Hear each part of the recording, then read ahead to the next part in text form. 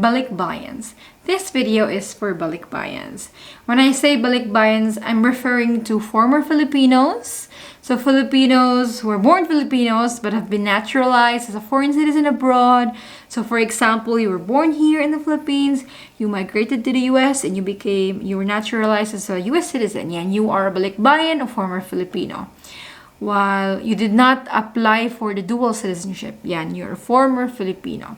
While foreign spouse of Filipinos and former Filipinos are also considered Balikbayans, children of Filipinos are also considered Balikbayans. Balikbayans have always been, I think, special.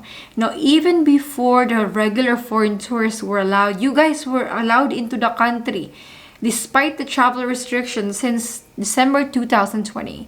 And you don't have to show a return ticket. You are given the Balikbayan privilege, which, it gives you 1 year visa-free entry and stay in the Philippines.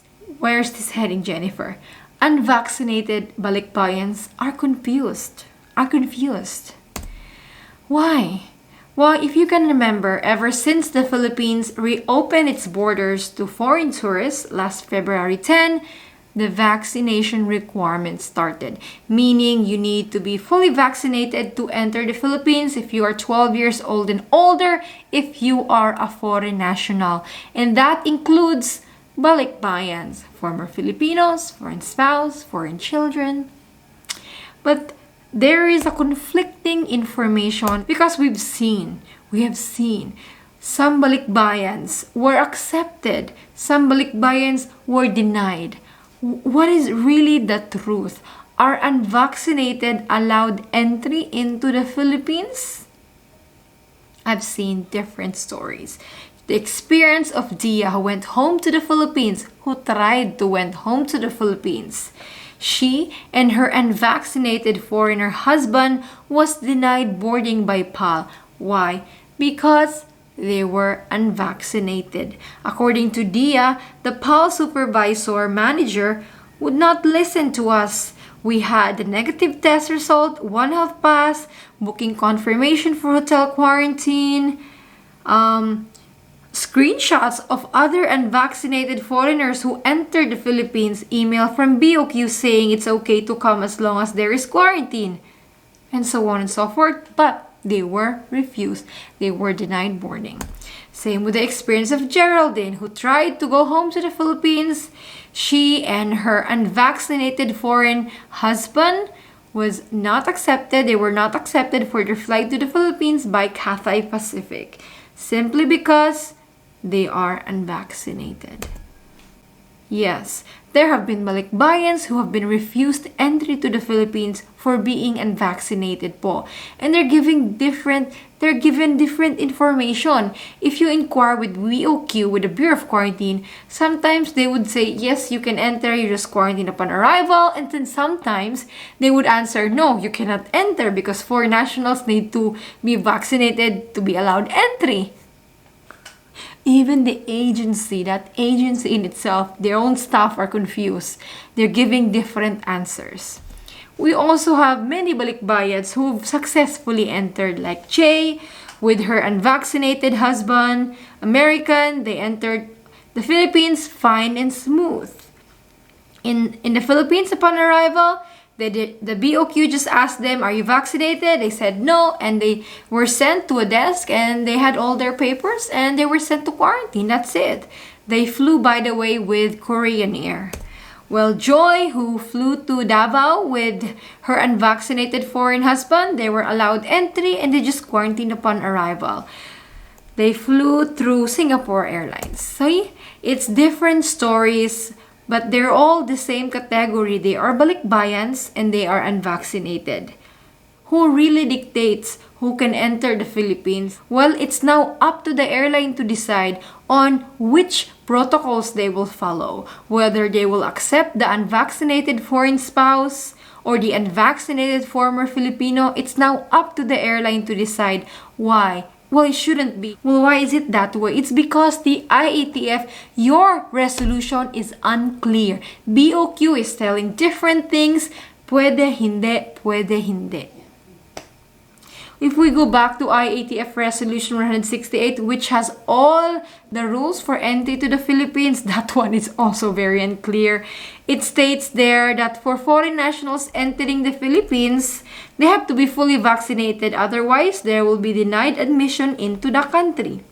It states here, foreign nationals who fail to comply with the conditions and requisites set forth in sections A12, which talks about being fully vaccinated, inclusive, shall be denied admission. But then they also have a section in that resolution that states the entry of unvaccinated. And they did not specifically mention that it's only exclusive for Filipinos. Nada. So anyone who would read this would say, oh, maybe it also applies to foreigners. See, it's the IATF that's giving people confusing information. The resolution in itself is poorly written. When you read it, you're supposed to have the clear idea, but no, it will be the complete opposite. You will be confused as to whether unvaccinated foreigners are allowed or not. So, what I'm saying is, IATF, make it clear. Pwede ba talaga or hindi? Yung mga unvaccinated foreign spouse, former Filipino, it's usually the foreign spouse that has issues. I've seen that pag unvaccinated former Filipino, especially if you have the old Filipino passport, most of the time they would just accept it. The airlines will accept it. Pero it's the main problem really is the unvaccinated foreign spouse, even if they're traveling with their Filipino wife or spouse. Actually, guys, if you are unvaccinated, I would suggest Singapore Airlines, Qatar Airways, Korean Air. They've accepted unvaccinated foreign tourists or foreign nationals before. And I think if you fly with them, you wouldn't have an issue. But I cannot give 100% assurance. Second, if you're a former Filipino, bring your old Filipino passport or birth certificate. You can use that as proof that you are a former Filipino. And I think that holds power within airlines, that they will say, okay. And if you can, choose Cebu as port of entry. You know, Cebu is, well, they have this special rule of accepting unvaccinated foreign tourists because of the order of the Governor Gwen there, Governor Gwen Garcia. And they seem to be really the most relaxed, the most loose airport, not strict at all. But again, the important message I want to say, especially for the IATF, for the government, please make it clear. Being unclear is unkind. People are spending their money, getting their hopes high. Ano ba talaga? Accepted ba ang unvaccinated balikbayans or foreign nationals or hindi? Make your resolution clear. At least po, kasi it's your confusing rules are confusing airlines and confusing travelers. Pwede? Hindi. It shouldn't be up to the airlines to decide. It should be up to the country. And since yung rules nyo is confusing, ayan, pati yung mga airlines nalilito. So please, just make it clear lang po so that people know what to do. They wouldn't have to waste their money just like Geraldine and the husband and who else?